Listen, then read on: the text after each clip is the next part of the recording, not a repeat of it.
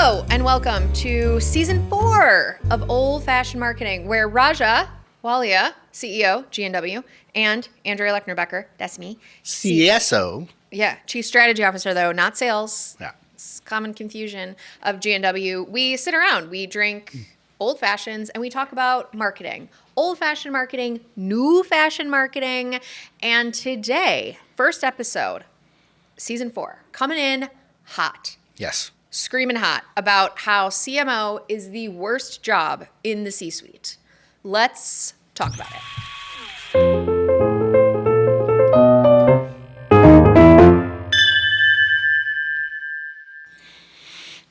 Well, you have your laptop. Hold on, I'm gonna just get my paper stuff. Oh, okay. Talk about old fashioned. Yeah. You have So you used an actual ink printer to print that. it's on actually paper. black and white too. It's not even color because I had a couple color annotations on there to talk about, but La-di-da. yeah, right. But they didn't print out, so we're good. All right, episode 1. I'm ready. Go ahead. Okay. So I used to be a CMO, and during that time, I made a lot of CMO friends. And I can tell you unequivocally, what ends up happening a lot for me is they want to talk to me about their job, and they are miserable. And then they'll be like, do you know anybody who's not miserable? And my answer is, I don't. I don't know a single CMO that loves their job. So you're right like a now. CMO therapist at this point. Like I am. You have a specific Except side a gig. terrible one, because I don't make them feel better about their lives. I'm like, you should go into a different C-suite role, might I suggest. And so let's talk about why the CMO is the worst job on the planet. So from my perspective, what I hear, these complaints are in order of irritation, okay? The first is that they get no respect. They're like Rodney Dangerfield, you know? I get no respect. That's a terrible Dangerfield. Yeah, that's a. Do you do a good Dangerfield? I don't. I wasn't around when Dangerfield was popular. Neither was I, but I mean, I didn't know. I'm a connoisseur of comedy, I guess. I don't know. Listen, I got into American pop culture about 1995, 1998. Yeah. So probably not a huge Dangerfield emphasis in that. Okay, fair enough. Well, they get no respect. So that's first. The second thing is that everyone. It's right here. It's the first bullet point. I know. So we are doing something new this season. If you've ever seen an episode of this before, I have a laptop. We're doing this on actual mics, not lavs. So we're trying new stuff. Yeah. We're innovating. And I have this just because I forgot my laptop and I can't drive back. So we ain't nobody got time for that. Okay, so the second thing is that opinions come from everywhere. Unfortunately, marketing is one of those few disciplines where everything that we do is visible to the whole organization. And so you get a lot of opinions from people who really should just keep their fucking mouth shut, but they don't. It's like a CFO is like, hey, my niece just blew up on TikTok with this video. Do you need some help? Bish, no, I don't need any help. Well, I think it's a combination of two things, right? So CMO and marketing just in general is like the design of the C-suite, right? It's the designer. Because everyone's mom has an opinion on what color works. Everyone's mom has an opinion on, hey, I saw down the street someone was using red and that's this, and they read something online. They kind of just run with it, right? And the second, I feel like it's also the CMO's fault. Okay. And I know. What did they ever do to you, Raja? You sell into these people, remember? I do. You might want to just tread a little bit lightly. I'm not talking about the people that we sell into. No, of course. Our clients all are brilliant. Yeah. The CMOs that invest in GNW are making all the right decisions. That's the thing. But it's actually a combination. It used to be just CMOs that kind of control the budget, but now we actually have to work with the CFO, we have to work with the sales officer, we have to work with the operations officer. It's a collaboration. And the reason why is because one of the things that we talked about was when the chief Martech, this report came out about how many technologies. When Andrea and I first started, there was 300, I think, 200? It was in the hundreds instead of the thousands. The most recent one is 15,000, right? So technology has scaled. I mean, what did every other department get? Like Bamboo HR, you know what I mean? Like marketing. HR definitely did not get thousands. So market and sales got what? Email automation flow, which is like a nice version of MailChimp for sales reps. The thing is, there's so much. They also got CRM. I mean, which they love. I mean, they've had CRM. There's just Nothing different sales reps love more than CRM. Access Yeah. with CRM. But I'm just saying, the biggest technology jump has been for marketing, and I think the biggest gap in knowledge and skill set to understand that technology is also in marketing as well, because there's more shit that we have to cover. In my opinion, when you're at the C-suite, and now you're getting other people involved into kind of like your domain. We talked about like the 4 Ps of marketing the last season. The reason being is like you haven't done enough due diligence to understand like what the technology and how it's going to impact the business. Then all of a sudden other people kind of start getting involved into the mix. So it's almost like a combination of like, if you look at CMOs in the modern day world that are successful, they know tech. They're backed by tech. You have a technology and consulting background. You hated the position, but at the same time, you were good at the position, which is 2 different things. Yeah, to be clear, I didn't dislike my original CMO job because I worked for a marketing-minded and focused CEO, but that is extremely rare. Then when I worked for an engineering-minded CEO, I hated my life because most of my job turned into explaining core concepts and fighting over dumb shit that I knew was not worth the time to fight over. Like, who are we going to source a lead that comes in via live chat to? Marketing or sales? I do not give a fuck. Like, it is a complete waste of the organization's time, my time, and any resources trying to figure out from whence a lead came. When we know that chat works on a website, let's optimize it. Like, who gets credit for it it literally does not matter. It doesn't help us make smarter decisions or do more campaigns that put us in market, that create more awareness, or do anything interesting. So it's just things like that I think that's the key thing. CMOs are very frustrated by, is like CEOs who want to run a business like a math equation when marketing is some science, but also it still has art to it. And human beings are who you're communicating with, and they differ depending on what their mood is that day. You know, like it's not a math equation. So, well, I mean, I think there's a lot of nuances, especially when it comes to who's the CEO, who's not the CEO. Are they a marketing mindset? Are they not a marketing mindset? I feel like that's going to be pretty common. The idea is that you can explain it, but it was not worth your time to explain. I just didn't have the patience. Correct. I did not have the patience for it. And that's the main thing, right? Like, the main thing is that, can you explain it?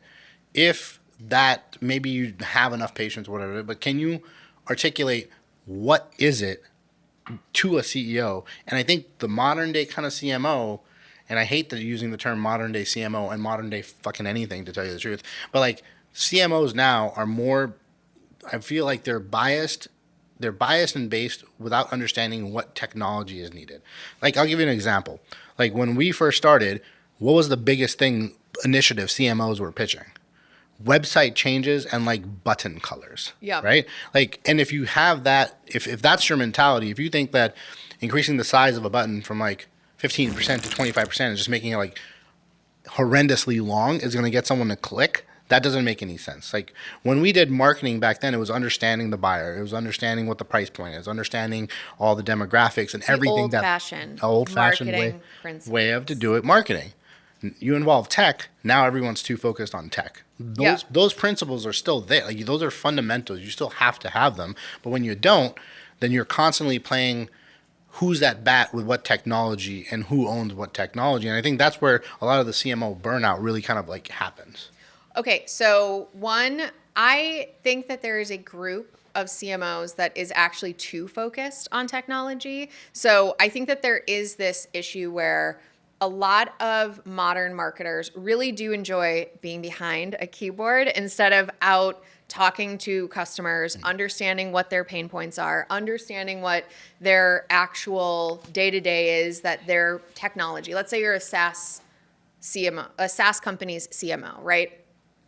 Understanding the jobs to be done of your customer tends to fall by the wayside. Like, people are very interested in what is the new shiny technology that makes this easier or better or more efficient or whatever. And I think sometimes you do just need to go back to basics. And a lot of modern CMOing is absolutely internal communications. Yeah. Like, that is most of the job, is creating relationships with fellow C-suite members, fighting for budget because budgets come top down. And it's all about like a board and a CEO sitting there saying, this is how much growth we want. And then this is how much budget you get based on that growth and what percentage we think you're going to source or influence. Like, that's how budgets are made, which fucking sucks. Yeah, but like how many people can have that conversation involving technology, involving marketing, right? I think the biggest gap with CMOs just in the space, and the reason CROs even came to be, is marketing, and this is probably like a very controversial topic, marketing needs to oversee everything, in my opinion, right? Like, you need to understand the sales process just as much as you understand the marketing process. Absolutely. The entire concept of sales and marketing alignment, or a sales handoff, in my world, or in my view, I wouldn't say in my world, but even in my view, technically, it doesn't exist, right? Like, you should never be saying, I've qualified X amount of leads, now it's sales jobs to close it. If it's sales job to close it, they're going to push back and they're going to say, well, the leads were bad. All right, cool, which is a pretty common conversation. Now, how do you explain why the leads were bad? How do you explain what happened? You don't. You don't get the opportunity to do it because sales is getting hit, and that's immediately at a company level a red flag. Totally. So as CMOs, and the reason CROs even exist is, what do they see? They oversee marketing, sales, and customer success. Why? Sales sells shit, which makes the company money. You get customers, you make sure that they're happy and they keep giving you their money. And marketing, make sure that you get new customers. They oversee all of it, but why can't a CMO do the same thing? Logistically, it's still like your responsibility. And a lot of people don't generally like it, right? Because everyone is like, well, marketing is in this little niche and sales in this little niche. Well, marketing is a promotion department. That's what it has been reduced to. This is the whole point of my diatribe on the 4 Ps of marketing and how we need to get back to it. But I do think, let's talk a little bit about the CRO position, because this is supposed to be the holy grail, right? Like, okay, you get no respect. I really should have worked on maybe we can just like voice over Rodney Dangerfield every time I say no respect at all. So the chief market officer was this idea of like getting back to what a C-level marketing resource should own, which is the understanding of the macro environment and where your competitive advantages can be leveraged in order to win, right? So like, you're not a marketing officer, which is a verb. There's like all of this diatribe about like, your CFO is in charge of finance, sales is in charge of sales, and then marketing is in charge of this verb. So it's the idea of like a chief market officer. But even then, so there's this idea of like, okay, chief market officer is not good enough either. We need to be closer to revenue, and therefore the path for CMOs is actually to be CROs and own both sales and marketing. And I think I know people who have done that, moved from CMO to CRO, and those people are equally as miserable. In fact, potentially even more miserable, because, okay, now they have the respect, but this is an insanely hard job. Because they don't know the other half of the business, right? Yeah. Like, and that's the main thing, is that when things are generally difficult, it's because either you're learning something or you're uncomfortable about it. Like, that's when, like, if you know it, then you're perfectly fine with it. Even CMOs who moved to CROs, like when CROs were first just glorified salespeople, they didn't understand marketing.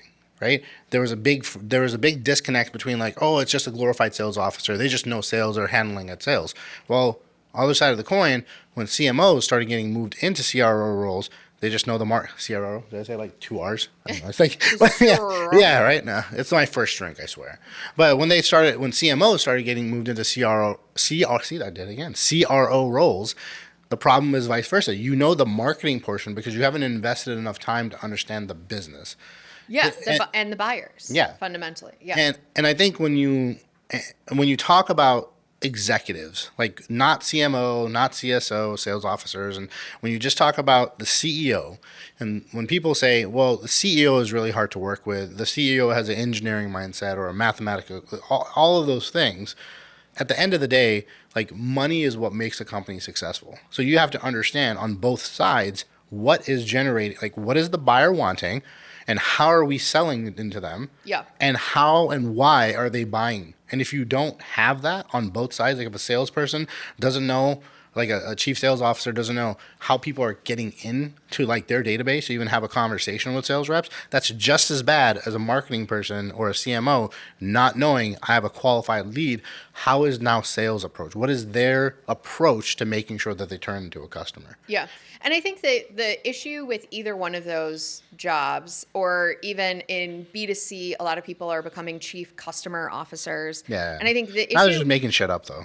Yeah. But I mean, I think that it comes from like the right place, right? Like you want somebody who champions the customer experience across awareness, through sales, through customer success. I think it has the right idea, but I still think that like fundamentally the issue is that in a I don't know, many, I don't know what word is right there, but like in a lot of organizations, what ends up happening is that the CEO just really does not trust these people as like lieutenants. So I'll give you an example. So one of the worst, oh, that's going to be mean, but like one of the worst CMOs that I remember in like recent history is the old CMO of Peloton, when Peloton was making terrible fucking market decisions. So they were making decisions like, oh, we're going to roll out a treadmill, but we're going to roll out that treadmill at a baseline price that is more accessible, right? So like Peloton was a luxury brand.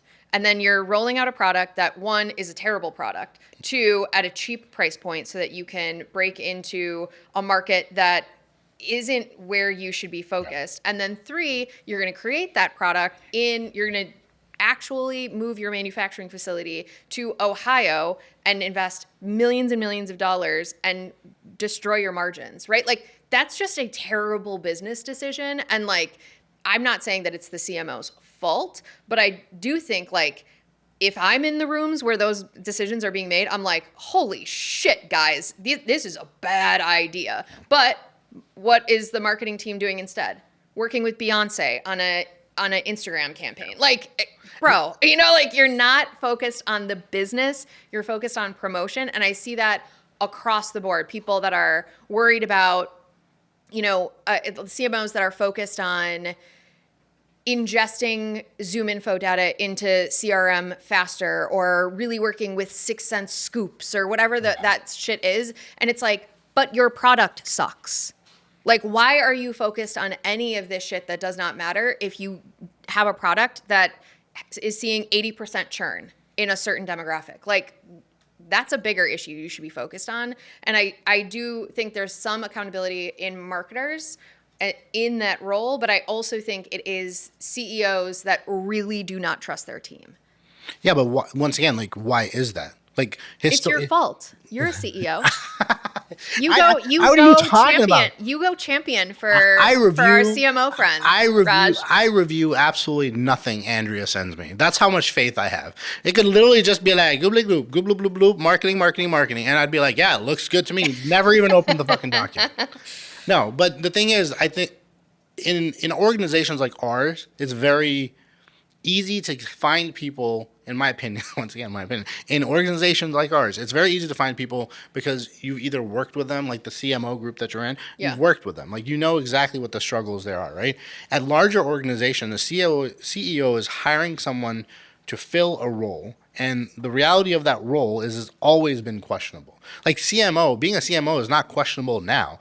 It's always been questionable. When you hire a CMO, like I'm not sure if anyone ever watched Mad Men, but if you look at how they market, was it Mad Men? Yes, Mad Men, right? Okay. Maybe it depends on where you're going with this.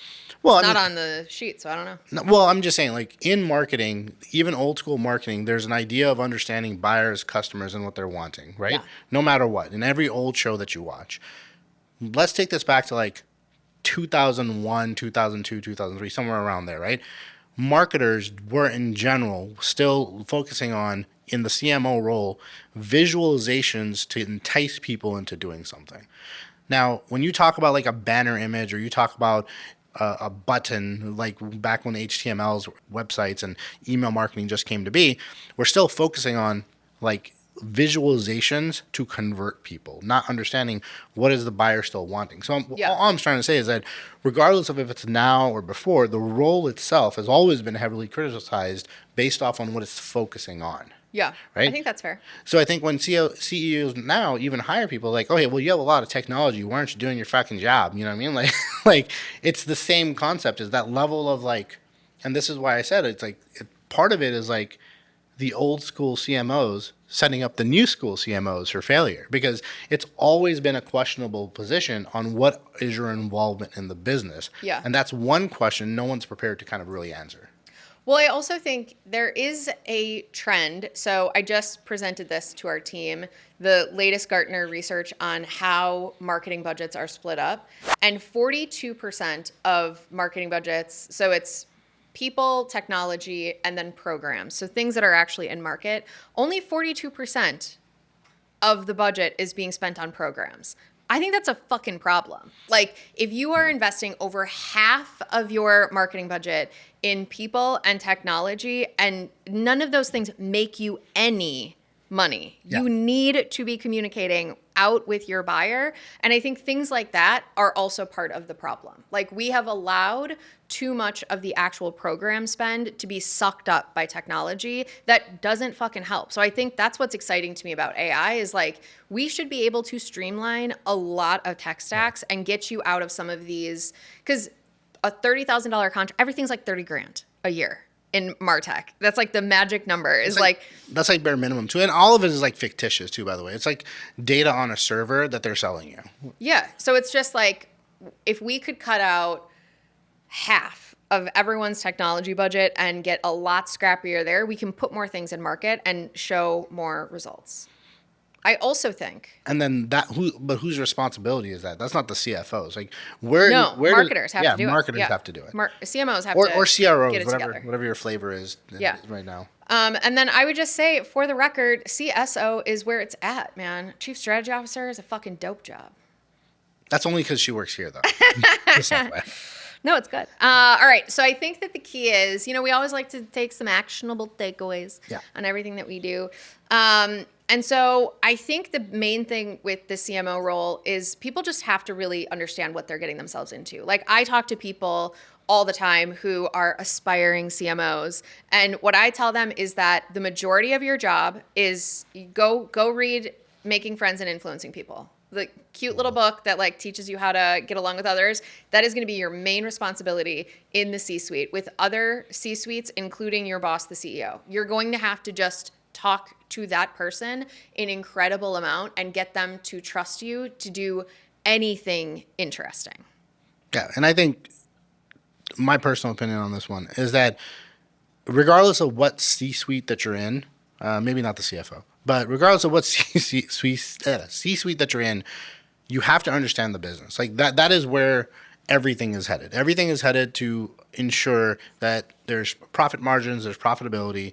Every person on the C-suite that quote unquote wants a seat at the table or whatever it is, they have to understand what makes the business money and how do you maximize it. And then you tailor in all activities, including technology, hiring the right people around that. Because ultimately you could have the best strategy in the world, but if it generates $0 in revenue, your time and title is probably going to be a year, if less than that, and then they're just going to cycle to the next one. So like 18 months, that's the going rate. That's the going rate? 18? Well, not I thought rate, it was like 12. Term. Yeah. No, I think it's like 18 months is the going tenure of CMO.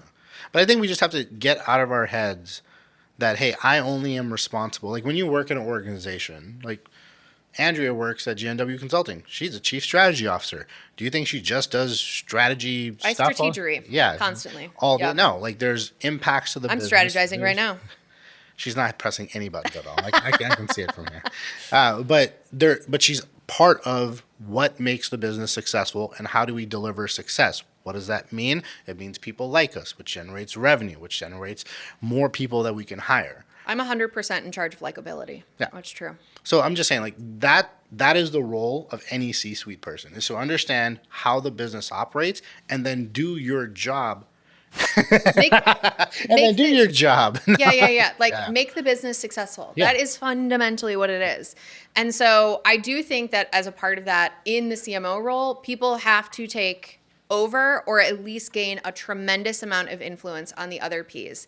Pricing, product, and partnerships, I would say, is like B2B's version of placement. Like who can sell your product and how do they sell it is so critical, and so few CMOs really own that. Like it's often under sales, and it shouldn't be. Like, again, you either need to take it over or gain a tremendous amount of influence over the people that are doing that job.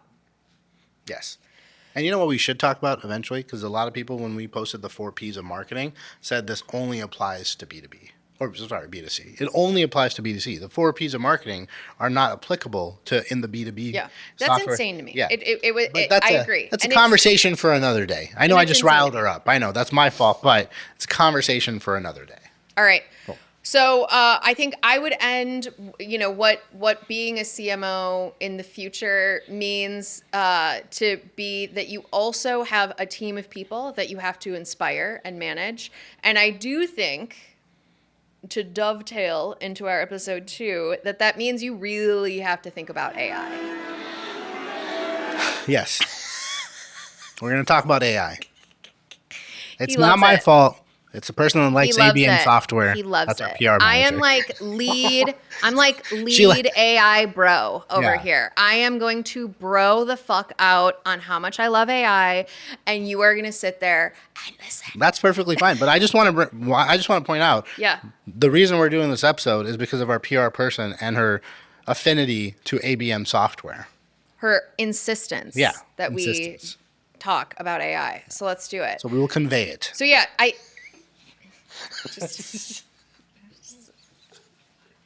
do you think you're going to get a discount on the monthly retainer if you just mention her company enough? I feel like I have a stamp card with her. Because if I say it like at least 100 times, I might get a 2% discount on something like that. But I mean, do we have a stamp card?